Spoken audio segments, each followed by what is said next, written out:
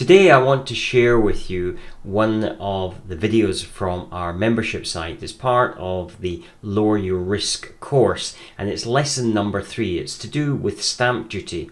If you've been involved in the property industry for any period of time, you will have been aware that there was a big impact on stamp duty which started back in 2015 with the announcement of an additional levy. But is that the full story, and where is stamp duty heading? So this lesson deals with that, and hopefully it will help you mitigate any of the future risks that you might encumber from stamp duty.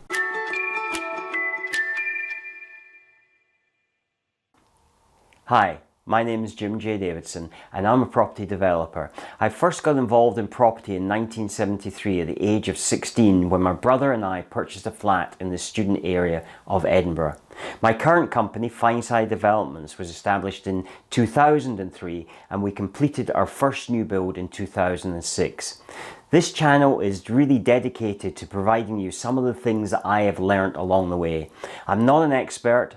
I don't profess to know everything, but what I do know, I hope, will help you on your property journey. You can't be involved in property in any shape or form and not be aware of stamp duty, as it was formerly called, and of course it's called slightly different names depending on which country of the United Kingdom that you live in. But essentially it is a tax on housing, and what may surprise you is that stamp duty in many forms was introduced centuries ago, but it was not on property itself. In fact, I remember being at school and having to make a mock checkup, and one of the things was in one of the corners of the check we had to put a little stamp, which was stamp duty. That was withdrawn, I think, during the 1970s, although I'm not entirely sure exactly when that was withdrawn. But stamp duty itself on property was only introduced in the 1950s, and it was set at a high level which was well below the median price of housing, and it was set at 1%. There was a single band of tax applied, and in fact I have to say I was not aware of it until the 2000s. Now you've got to remember, I was out of the country from 1991 to 2000, living in the US in Florida. So there was an upping of tax stamp duty during that period of time, but stamp duty was applied at 1% of the property value, and as I say, the threshold was high enough to exclude most people from it, and only those who were purchasing the larger, more expensive properties were impacted by that tax. Things have changed dramatically. In 1997, the Labour Chancellor Gordon Brown introduced a tiered system for tax and introduced 4 levels of stamp duty. So complicated what was a simple tax. And the bands have, although did for a while keep pace with inflation, have fallen behind, and now almost everybody is liable for stamp duty in one form or another.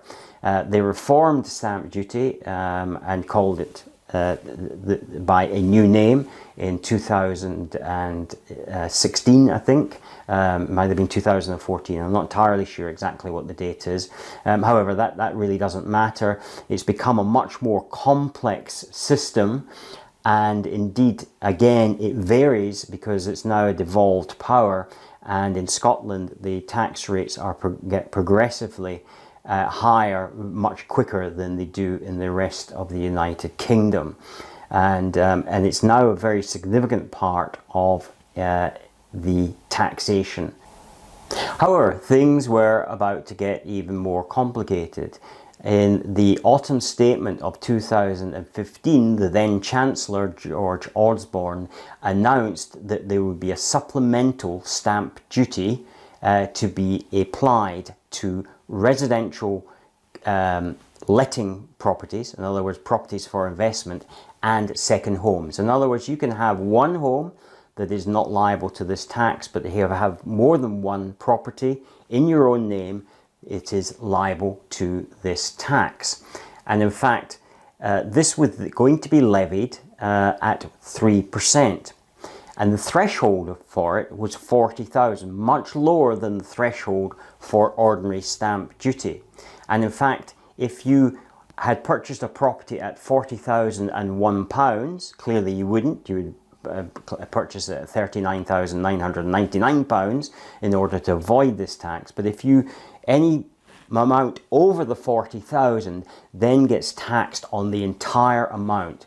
So if you purchase a property for say, let's say 100,000, and it doesn't fall within the regular stamp duty, you would still be liable to pay 3% on that particular property.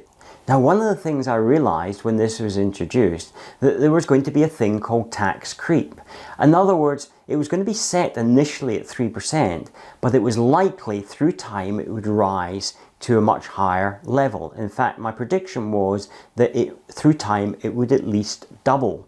Now, that comes from my witnessing of VAT being introduced. VAT was introduced in 1973 when we joined what was called then the Common Market, and we introduced VAT at 10%.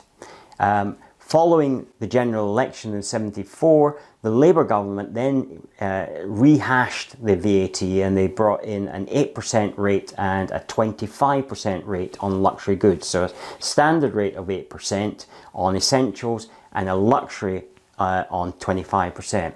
Then when the Conservatives came into power in 1979, they changed it back to a single rate, but they moved that to 15% because now they had to recover from both ends of the spectrum, and that's what it averaged out at. So they introduced a 15% rate. You will know through time that that has now eventually ended up being 20%. So when I published my ebook, The 7 Imminent Dangers to Your Property Business, in late 2015, I predicted that the tax would indeed increase. By 2019 in Scotland, that proved to be true because the Scottish Parliament, who have the power to fix rates of taxation, moved it up to 4%. And more recently, as of this year, they have released their budget. And in the budget, they say that they are not adjusting the tax rate, but that is something they are going to look at. So what they mean by that is that the Scottish Government will be holding elections, providing they go ahead, in May, and that they are expecting to get back into power, and at that point they're going to revisit that. And I'm sure that we're then going to see at least it moving to 5%.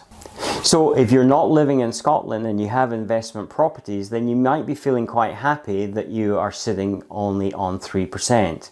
But I would be aware of the fact that all it would take to change it is the election of a Labour government. And perhaps even this Conservative government. After all, they are the ones that introduced it in the first place. And so you need to be aware in your financial decisions to take this into account. Well, I hope you found that video useful. Remember, it's part of a larger course. There are 10 other lessons in that course. So if you found that useful, then please watch the others inside the membership site. If you're not already a member, then you will find a link in the description below, or if you're on desktop, a link in the header above. If you haven't already subscribed to this channel, please do so. And if you like this video, please like and share it. And also have a look around. There's now over 70 videos on this channel and many more coming down. So please indulge yourself and have a look around the channel and see what else there that you can find that would be of interest to you. Until the next time, stay safe and have a great week. Thank you for watching. Subscribe for more videos, then click to watch the next video. Please remember to visit our website at builditandprosper.com, Together app, or click on the button on the YouTube header if you're on desktop.